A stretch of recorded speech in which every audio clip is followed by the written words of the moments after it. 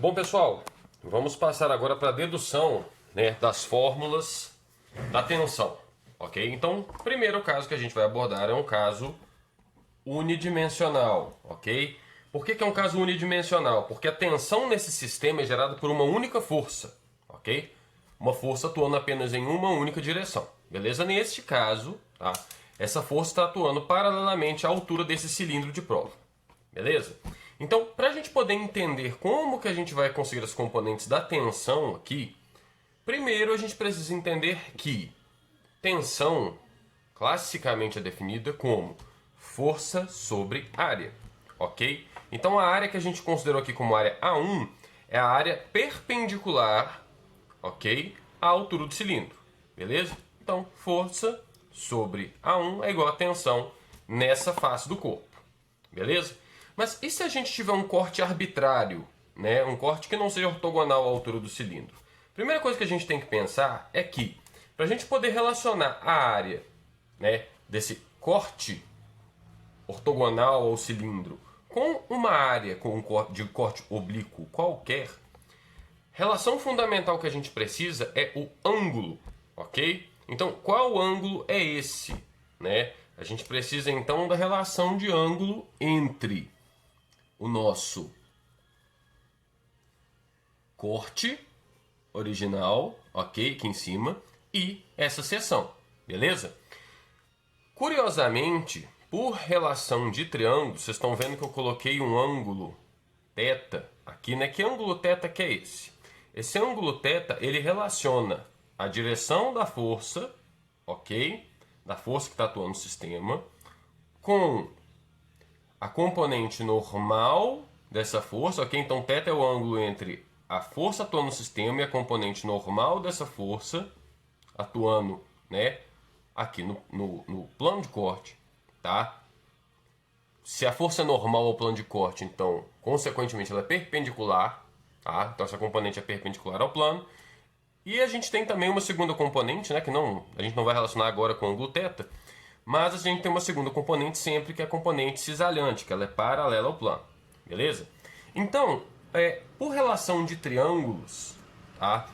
O ângulo entre a força e a componente normal, ok? Esse ângulozinho aqui vai ser o mesmo ângulo que este daqui, ó, ok? Que esse ângulo θ aqui, tá? Então, esse ângulo é o mesmo ângulo desse, beleza? Que, consequentemente, é o mesmo ângulo entre a seção A2, ok? Entre o corte A2, entre o plano A2 e o plano perpendicular à altura do nosso cilindro, beleza? Então, a partir dessa relação, como que a gente encontra, né, a relação entre a área 1 e a área 2? Muito simples, ok? Aqui, né, como é um cilindro, a gente pode fazer uma relação trigonométrica semelhante à que a gente faz num triângulo retângulo, ok? Então, como que seria isso, né? A gente está considerando esse ponto aqui como sendo um ponto mais ou menos no centro do cilindro, ok? Que, mais ou menos no eixo dele, tá? Então, né, o raio aqui, vamos dizer que é o raio 1, beleza? Eu tenho ele aqui, e eu tenho esse raio 2, que seria o raio da área 2, beleza? Bom, o raio 2 é a minha hipotenusa, ok? Então,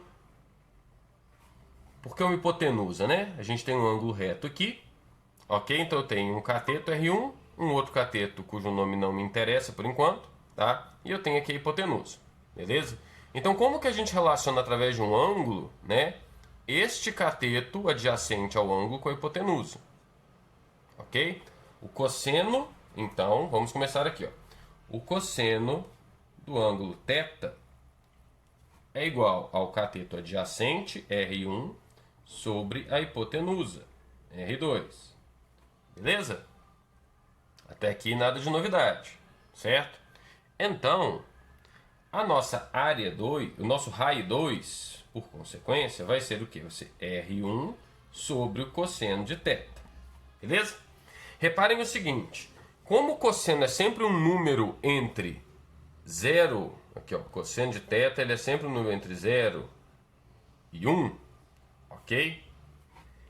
Esse resultado necessariamente vai ser maior do que R1, beleza?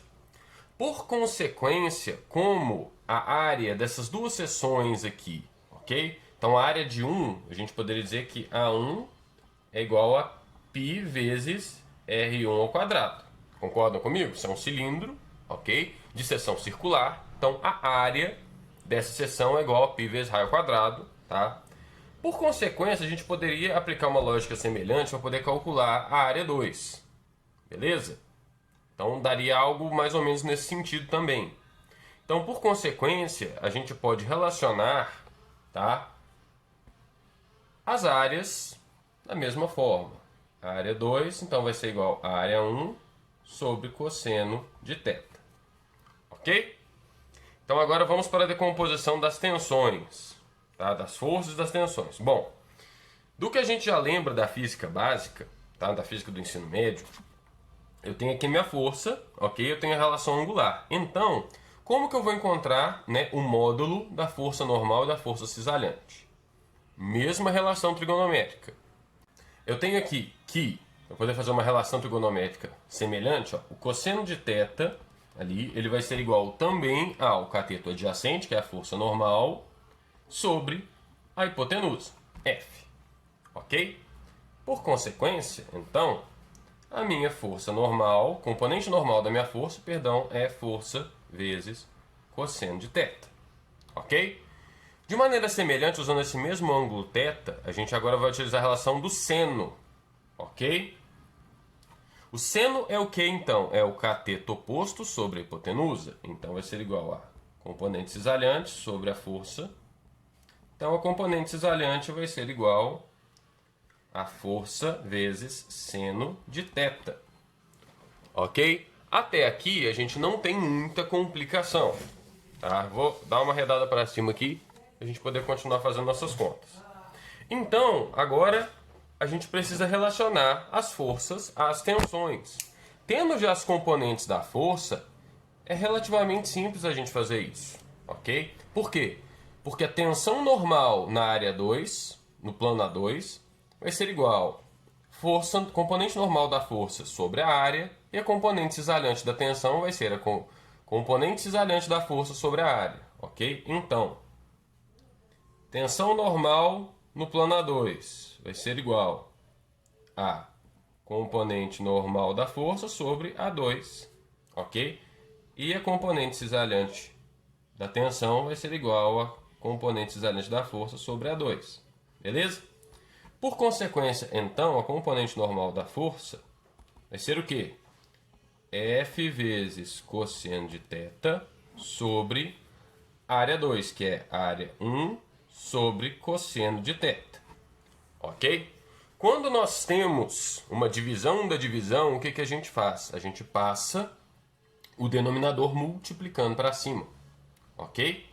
Então, a componente normal da nossa força vai ser igual a F cosseno ao quadrado de θ sobre A1. Olha que interessante, né? F sobre A1 é igual à tensão na face A1. Ok? Então eu posso dizer que a tensão normal aqui vai ser igual a tensão vezes cosseno ao quadrado de θ. Ok? Percebam que se a gente tentasse aplicar a decomposição de forças ao caso das tensões, teria dado errado. Ok? Então vamos fazer agora a lógica para as tensões cisalhantes. Beleza? Vou fazer aqui embaixo para não conflitar em espaço aqui. Ok? Então a tensão cisalhante no plano vai ser igual a componente cisalhante F vezes seno de θ sobre A1 vezes, que é A1 sobre cosseno de θ. Ok? De novo, a gente vai passar aqui o denominador multiplicando para cima. Então, componente cisalhante da tensão vai ser igual ao quê? Vai ser igual a F sobre A1, do mesmo jeito, vezes seno de θ cosseno de θ. Ok? Quando a gente estuda as relações trigonométricas, tá, existem as identidades notáveis, ok? Que são algumas relações entre senos, cossenos, que o pessoal pede para a gente decorar, né? Uma delas é aquela relação do seno de 2θ. Seno de 2θ é o que? É 2 seno de θ cosseno de θ. Ok?